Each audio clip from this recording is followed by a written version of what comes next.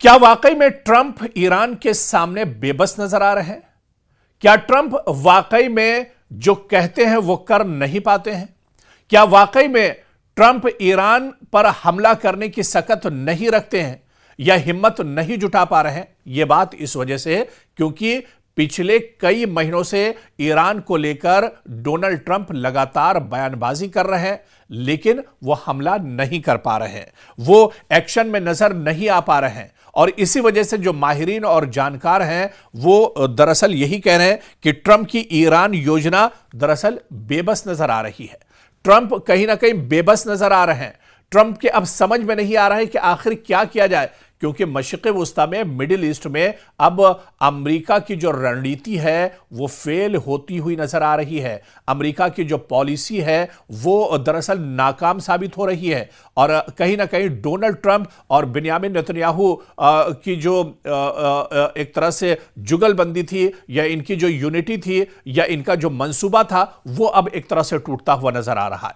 इसी वजह से जो एक्सपर्ट और माहिरीन है वो ये कह रहे हैं कि ट्रंप की ईरान योजना अब एक तरह से बेबस नजर आ रही है। ट्रंप अब बेबस नजर आ रहे हैं। अब ट्रंप के समझ में नहीं आ रहा है कि मशरिक़ वस्ता में अब आगे किस तरह से बढ़ा जाए। देखिए, कुछ दिन पहले तक अमेरिका ये कह रहा था और खुद डोनाल्ड ट्रंप भी ये कह रहे थे, जब ईरान के अंदर प्रोटेस्ट और एहतजाज हो रहे थे, डोनाल्ड ट्रंप भी यही कह रहे थे कि एहतजाज अपना जारी रखो, अपना प्रोटेस्ट और प्रदर्शन जारी रखो, मदद रास्ते में है, मदद आ रही है। मदद का मतलब यह था कि अब्राहम लिंकन जो अमेरिका का सबसे मजबूत बहरी बेड़ा है वो मशरिक़ वस्ता में पहुंचेगा। 2 दिन पहले ही अब्राहम लिंकन जो अमेरिका का सबसे मजबूत बहरी बेड़ा है वो खलीज फारस में यानी कि मशरिक़ वस्ता में पहुंच चुका है। और इसके अलावा इस पर जो अमेरिका का सबसे मजबूत B-2 बम्बर है वो भी एक तरह से उड़ान भर रहा है, मशक कर रहा है, लगातार तैयारी कर रहा है। लेकिन आखिर ट्रंप हिम्मत क्यों नहीं जुटा पा रहे हैं? ट्रंप जो बात कह रहे हैं कि वो हमला करेंगे ईरान पर, तो ये हमला आखिर होगा कब? क्योंकि पिछले कई महीनों से लगातार ट्रंप सिर्फ बयानबाजी कर रहे हैं। आखिर ट्रंप को डर किस बात का है?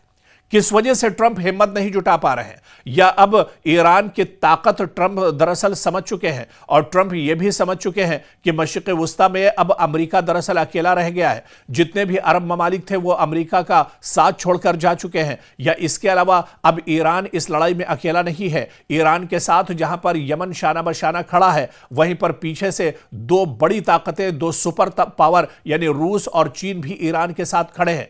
और यही वजह है कि अमेरिका और डोनाल्ड ट्रंप का जो मंसूबा है वो दरअसल अब फेल होता हुआ नजर आ रहा है। डोनाल्ड ट्रंप अब ईरान के सामने बेबस नजर आ रहे हैं। डोनाल्ड ट्रंप अब एक तरह से घुटने टेकते हुए नजर आ रहे हैं। दरअसल ये सिर्फ हमारी लफ्फाजी नहीं है, हम कोई लफ्फाजी नहीं कर रहे हैं, बल्कि इसके पीछे जो सच्चाई है, जो चीज जमीन पर नजर आ रही है वो हम आपको बताने की कोशिश कर रहे हैं।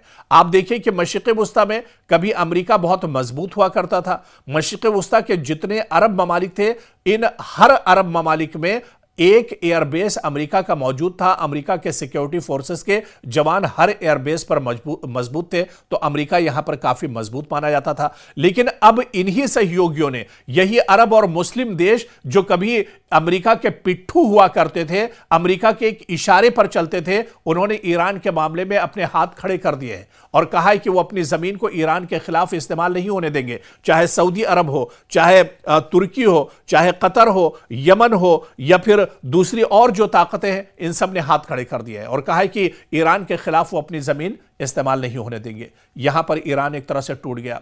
फिर रूस और चीन जैसी जो सुपर पावर ताकतें हैं, बड़ी ताकतें हैं, वो अब एक तरह से ईरान के साथ खड़ी हैं। तो अब यहां पर एक खतरा अमेरिका के लिए और एक तरह से बढ़ गया है। इसके अलावा फिर जिस तरह से लगातार ईरान अमेरिका के हर सवाल का जवाब दे रहा है, हर बयान पर पलटवार ईरान की तरफ से हो रहा है। ईरान के supreme leader Ayatollah Ali Khamenei ने कहा है कि वो छुप कर लड़ाई नहीं लड़ने वाले हैं, बल्कि फ्रंट फुट से वो एक तरह से लड़ने वाले हैं और दुश्मन का डट कर मुकाबला करेंगे और ईंट का जवाब पत्थर से दिया जाएगा। इस वजह से भी अमेरिका एक तरह से डरा हुआ है। और जिस तरह से ईरान की तरफ से कहा गया था कि अगर ईरान पर कोई भी एक्शन अमेरिका की तरफ से होता है तो उसके रिएक्शन में सबसे पहले मशरिक़ वुस्ता में अमेरिका के जो एयरबेस हैं उन्हें तबाह किया जाएगा और 12,000 जो सिक्योरिटी फोर्सेज अमेरिका की मशरिक़ वुस्ता में मौजूद हैं उन सब का कत्ले आम एक तरह से कर दिया जाएगा, उन सबको मौत के घाट उतार दिया जाएगा। तो दरअसल ये कुछ